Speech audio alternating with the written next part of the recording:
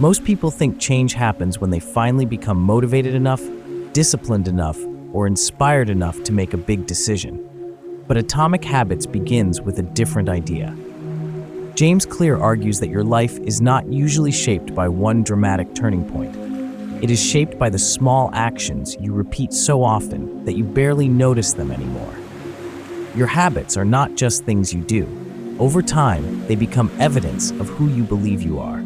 And this is why the book is not really about becoming perfect. It is about understanding how tiny behaviors, repeated consistently, can quietly reshape your results, your identity, and the direction of your life. James Clear opens the book with his own story. As a teenager, he was hit in the face with a baseball bat during school. The injury was severe. He suffered broken bones, brain swelling, seizures, and was placed into a medically induced coma. His dream was to play baseball, but after the injury, everything became difficult again. He had to rebuild basic physical abilities, return to school, and eventually try to return to the sport he loved. His comeback was not sudden. There was no single heroic moment where everything changed. Instead, he slowly rebuilt his life through small habits: sleeping better, keeping his room organized, studying consistently, lifting weights, and showing up day after day. Those habits did not look impressive in the beginning, but over the years, they compounded. Eventually, he became a college athlete, team captain, an academic All-American, and later, a writer known for explaining habits and behavior change. That personal story sets up the message of the whole book. Small improvements can look meaningless in the moment, but when they are repeated long enough, they can produce results that feel remarkable. The word atomic has two meanings in the book. It means something very small, like the smallest unit of a larger system, but it also means something capable of releasing enormous energy. An atomic habit is a small habit that belongs to a larger system. By itself, it may look tiny, but repeated over time, it becomes powerful. Clear begins by explaining why tiny changes matter so much. He uses the idea of 1% improvement. Getting 1% better on a single day does not feel important. You may not see any visible difference, but if you keep improving by small amounts, the effect compounds. In the same way, small negative choices can also compound. A bad habit may not harm you immediately, but repeated for years, it can slowly create serious consequences. This is one of the book's most important points. Outcomes are often delayed. Your current results are usually a lagging measure of your past habits. Your knowledge reflects your learning habits. Your fitness reflects your eating and movement habits. Your financial situation reflects your spending and saving habits. Your clutter reflects your cleaning habits. You get the result of what you repeat. The difficult part is that progress often does not feel like progress while it is happening. Clear describes this as a period where effort seems to be stored, not rewarded. You may work for weeks or months and see little change. Then suddenly, after enough repetitions, the result appears. People call it an overnight success, but it was actually the delayed effect of many small actions. This is why the book tells us to focus less on goals and more on systems. A goal is the result you want. A system is the process that produces that result. A goal might be to write a book, lose weight, build a business, or win a championship. But the system is how you write every day, how you eat and move, how you test ideas, how you practice, how you keep improving. Clear is not saying goals are useless. Goals can give direction, but systems create progress. Winners and losers often have the same goals. Every athlete wants to win. Every candidate wants the job. Every entrepreneur wants success. The difference is not usually the desire. The difference is the system. Goals can also create a trap.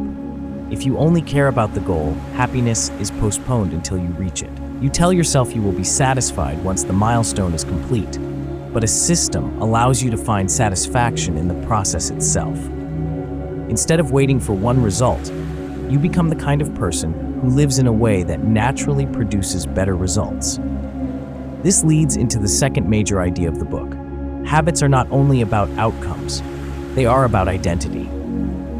Clear explains that behavior change happens at 3 levels. The first level is outcome change, what you get. The second is process change, what you do. The third is identity change, what you believe about yourself. Many people start with the outcome. They say, I want to lose weight, or I want to write a book, or I want to stop smoking. But Clear argues that the deepest form of change begins with identity. Instead of asking only what you want to achieve, ask who you want to become. A person trying to quit smoking might say, I'm trying to quit. But a deeper identity-based response would be, I'm not a smoker. That difference matters. One statement still holds on to the old identity. The other begins to create a new one. Your habits are how you prove your identity to yourself. Every action is like a small vote. If you write one sentence, you cast a vote for being a writer. If you exercise, you cast a vote for being someone who takes care of their body. If you study, you cast a vote for being a learner. One vote does not decide the election, but enough votes begin to change the result. This also explains why bad habits are hard to break. They are not just behaviors. They are often tied to an identity. If someone believes, I am bad with money, or I never finish things, or I am not disciplined, then their habits keep confirming that story. To change the habit, they also need to begin changing the story they believe about themselves. Clear's method is simple. Decide the kind of person you want to be, then prove it to yourself with small wins. You do not need a perfect record. You need enough evidence to begin believing something new. After building this foundation, the book introduces its main framework, the habit loop. A habit has 4 stages: cue, craving, response, and reward. The cue is what triggers the behavior. The craving is the desire or feeling that gives the behavior energy.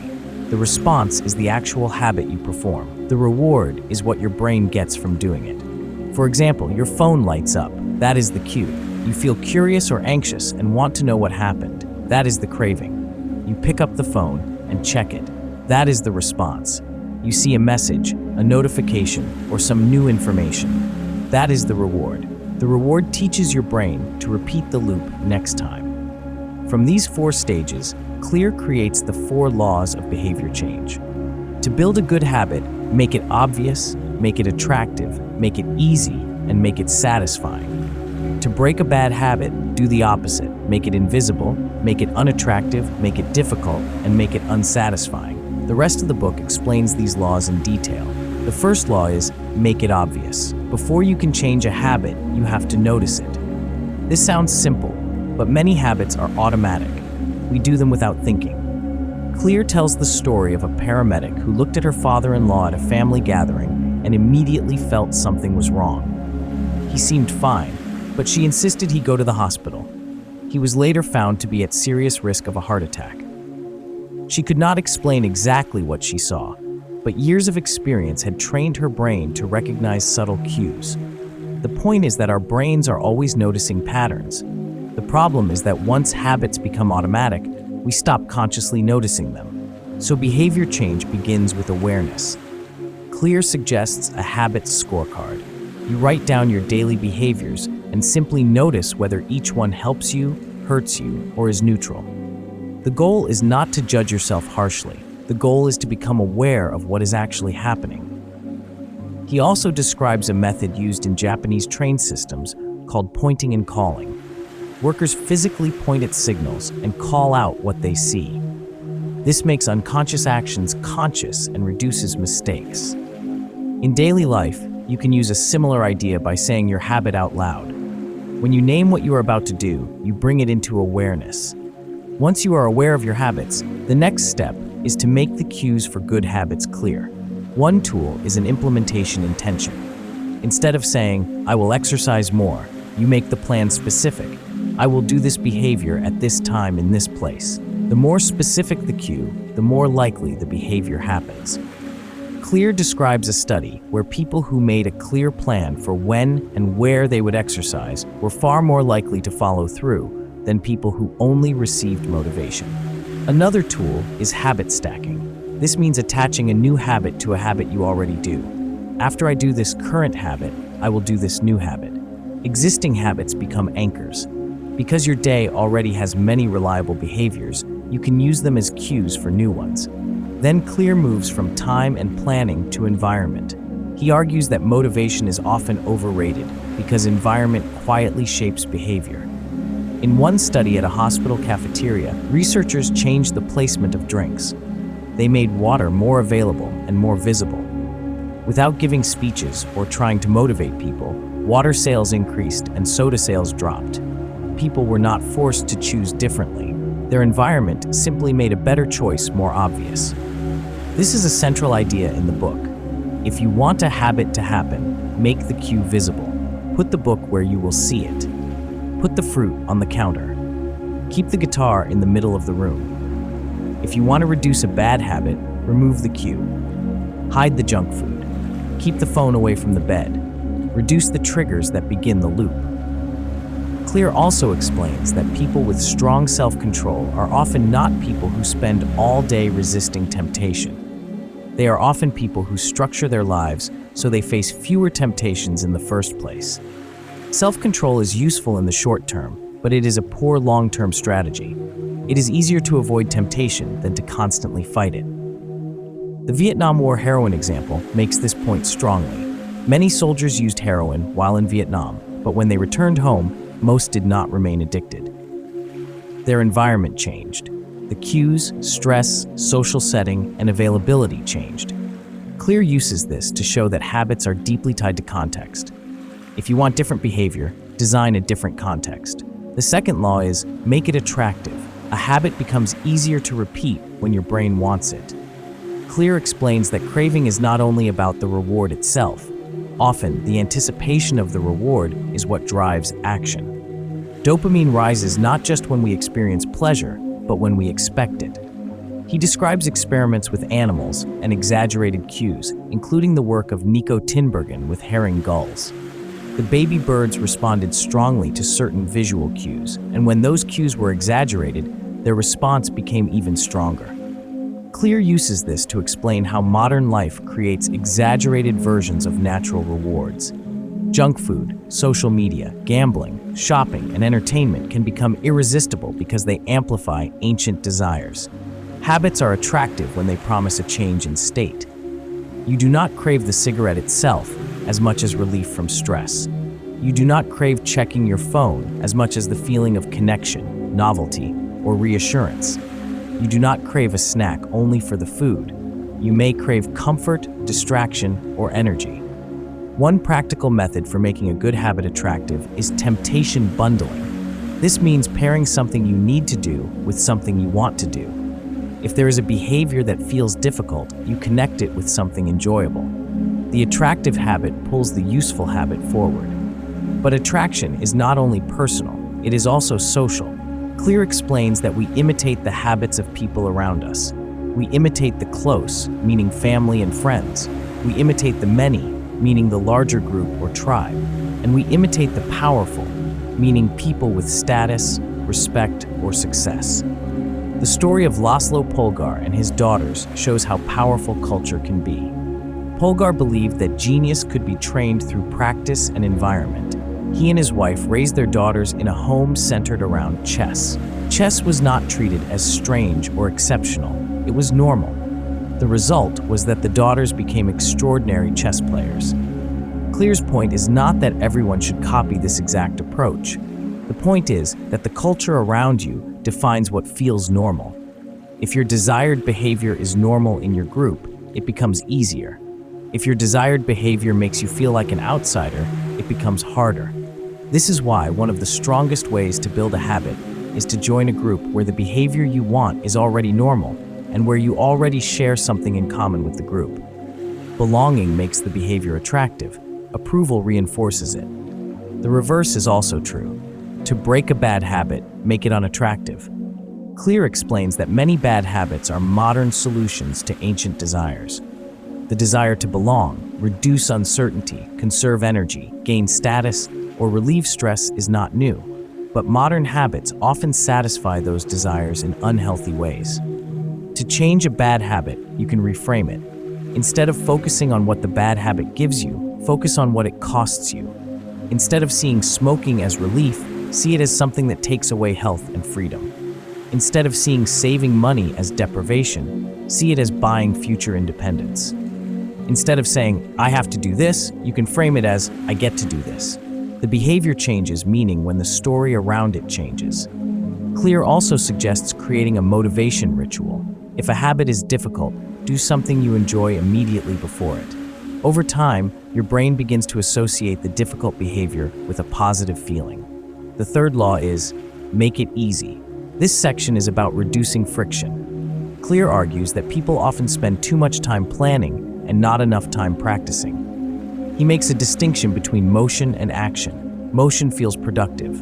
You research, plan, prepare, organize, and think. Action is the behavior that actually produces a result.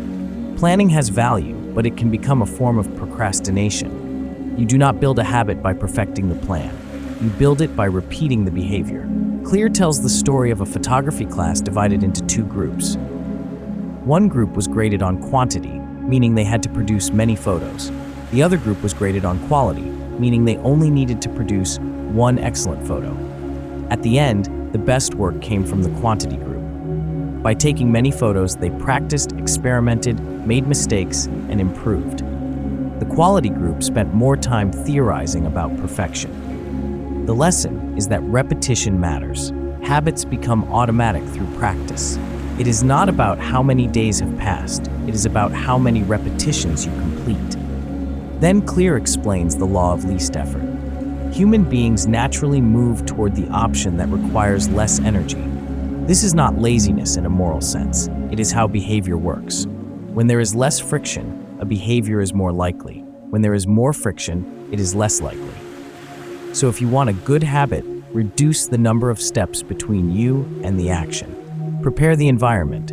Make the next action easy. If you want to eat better, make better food convenient.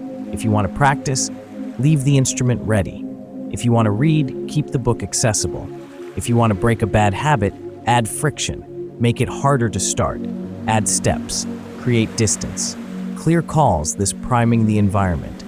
You prepare your surroundings so the next good action becomes easier. The goal is not to depend on heroic discipline. The goal is to make the right action the path of least resistance. This leads into one of the book's most famous practical ideas, the 2-minute rule. When starting a new habit, scale it down until it takes less than 2 minutes. Reading becomes reading one page. Running becomes putting on your shoes. Writing becomes opening the document. Meditation becomes sitting down and taking one breath. At first, this may sound too small, but Clear's point is that the beginning of a habit matters. Many habits are gateway behaviors. Once you start, it becomes easier to continue. A habit must be established before it can be improved. You standardize before you optimize. He uses the example of Twyla Tharp, the dancer and choreographer.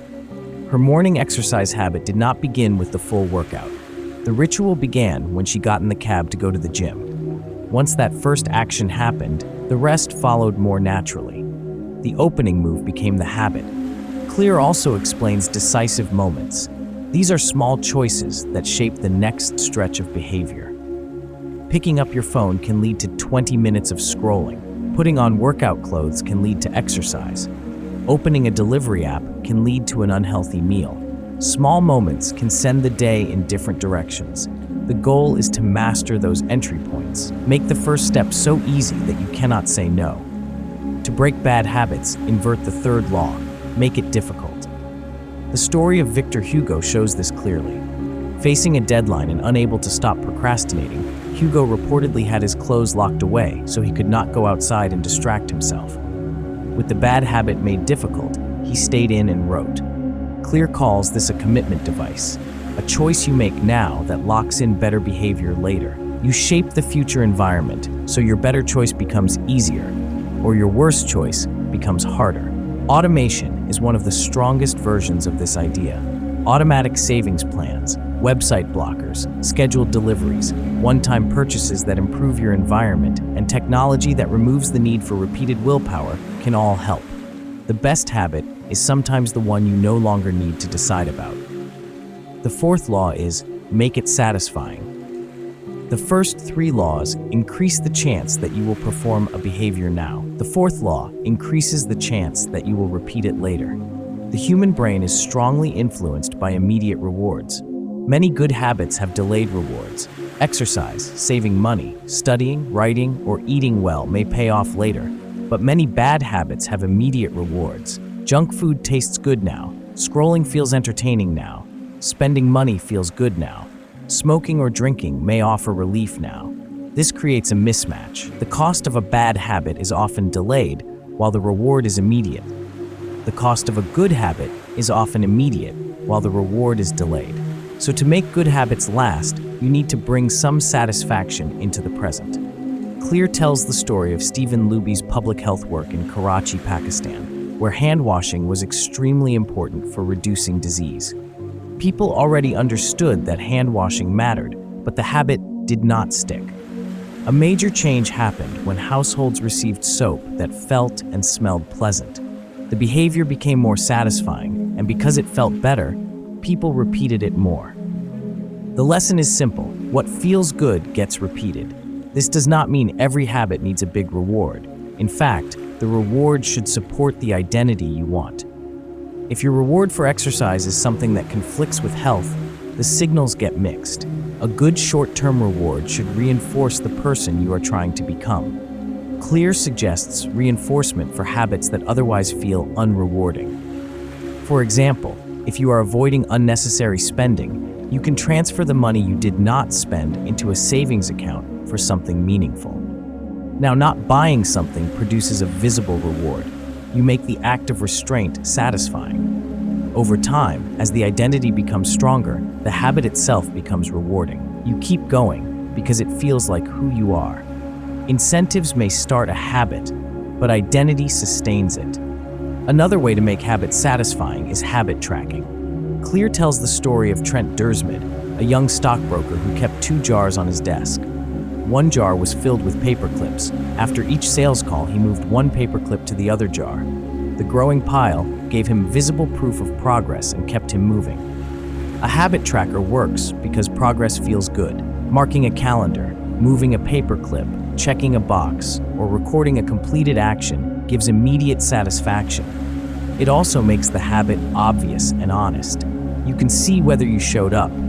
But Clear warns that tracking can become a trap if you measure the wrong thing or care more about the number than the behavior. Measurement is useful when it gives feedback. It becomes harmful when it replaces the real purpose. He gives 2 important rules for staying consistent. First, do not break the chain. Try to keep the streak alive. Second, never miss twice. Missing once is an accident. Missing twice can become the beginning of a new habit.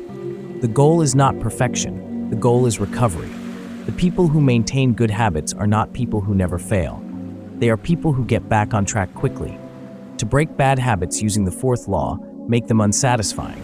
Clear explains that behavior changes when consequences are immediate. A bad habit becomes harder to repeat when there is a clear cost now, not just someday in the future. This is where accountability matters. If someone else is watching, your actions carry a social cost.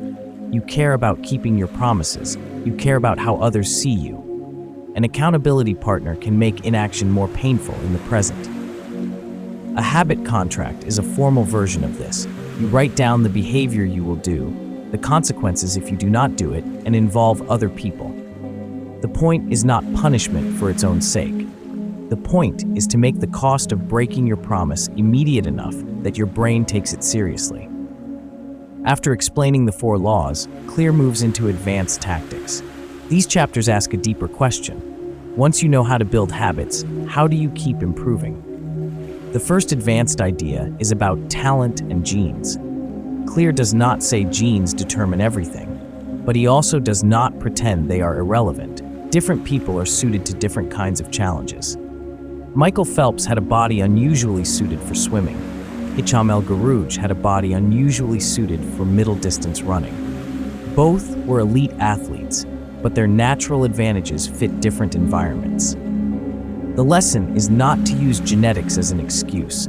The lesson is to choose habits and environments that fit your strengths. Habits are easier when they align with your natural abilities, personality, and interests. Clear explains that the most successful people often play games that favor their strengths. If you cannot win the existing game, you may need to create a different one. This applies beyond sports. Some people thrive in social environments. Some prefer deep solo work. Some enjoy variety. Some prefer consistency. Some like risk. Some like structure. The better your habits match your nature, the easier it is to stay with them. Genes do not remove the need for effort. They tell you where effort may be most effective. Work hard on the things that come more naturally to you. The next advanced idea is motivation. Clear introduces the Goldilocks Rule. People are most motivated when working on tasks that are just beyond their current ability. If something is too easy, you get bored. If it is too hard, you get discouraged. The sweet spot is a challenge that stretches you but still feels possible. He uses the story of Steve Martin, who spent years developing as a comedian. His progress was gradual. He performed in small venues, tested jokes, expanded his act little by little, and slowly improved. His success came after years of repetition, challenge, and refinement. Clear then makes an important point. The biggest threat to success is often not failure. It is boredom. When a habit is new, it can feel exciting, but after enough repetition, it becomes ordinary. This is where many people quit. They do not stop because the habit is impossible. They stop because it is no longer interesting. Professionals keep showing up when the work is boring. Amateurs depend on mood. Clear's message here is grounded and realistic. You will not always feel motivated. There will be days when the habit feels dull, inconvenient, or frustrating. Long-term success requires learning to continue even when the work is not exciting. The goal is not to chase constant excitement. The goal is to become the kind of person who can keep a meaningful habit alive through ordinary days. The final advanced chapter explores the downside of habits. Habits are useful because they make behavior automatic. They free mental energy, but that same automaticity can become a weakness. Once you can do something without thinking, you may stop paying attention. You may repeat small mistakes.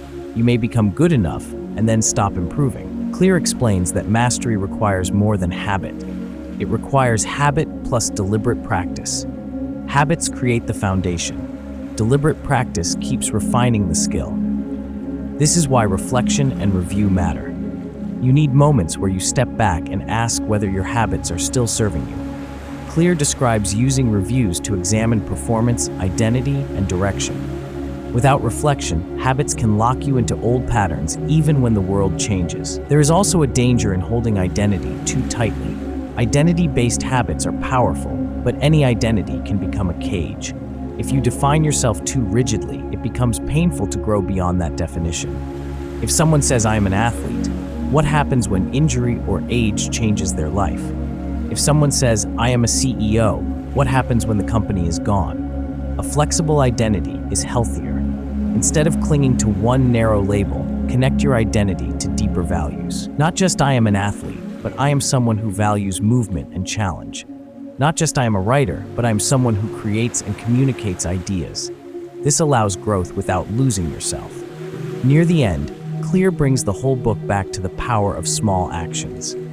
He uses the idea that one coin does not make someone rich, but many coins eventually do. One small habit may not change your life, but many small habits, repeated over time, can. There is no finish line where habit change ends forever. The process keeps cycling.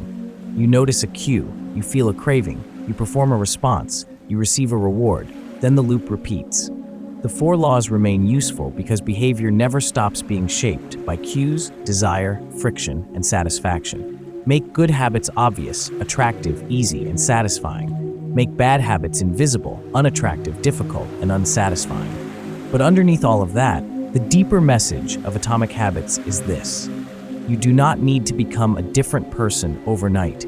You need to begin casting small votes for the person you want to become. You need systems that make those votes easier to cast. You need an environment that supports them. You need rewards that help them stick. And you need patience long enough for the results to appear. The book is practical, but it is also quietly forgiving. It does not demand that you rebuild your life through force. It asks you to start smaller, repeat more consistently, and let identity grow from evidence. A habit is small enough to ignore, but that is exactly why it matters. Because the things you repeat quietly are the things that shape you deeply. And maybe the real promise of atomic habits is not that one tiny action will change everything today. It is that one tiny action, repeated with care, can become the beginning of a life that slowly starts to prove something new about you.